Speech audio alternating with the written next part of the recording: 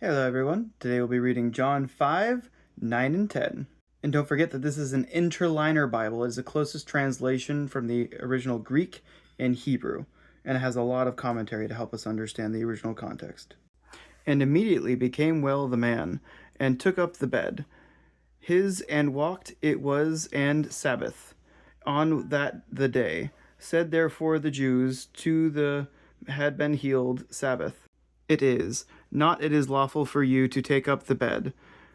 He answered them, the having made me well, that to me said, take up the bed, your and walk.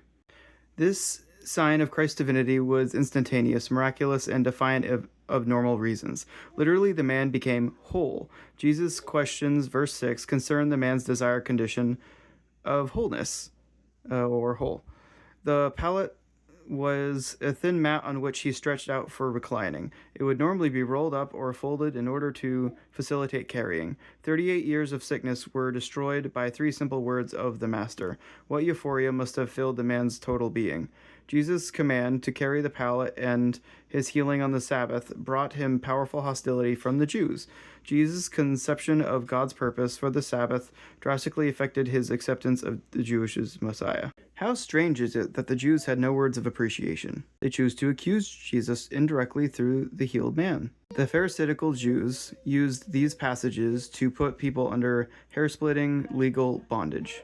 Let us look at the Sabbath as Jews interpret the spirit of the law. First, Jesus taught that the Sabbath was not meant to be a means of slavery, but an aid to life. Jesus asserted that the Sabbath was made for man and not man for the Sabbath. His statement gave the reason for the institution of the Sabbath. And he said to them, the Sabbath was made for man and not man for the Sabbath. Second, Jesus taught that the priests and the Levites performed their duties on the Sabbath as an act of a ministry. Why should he not heal on the same day?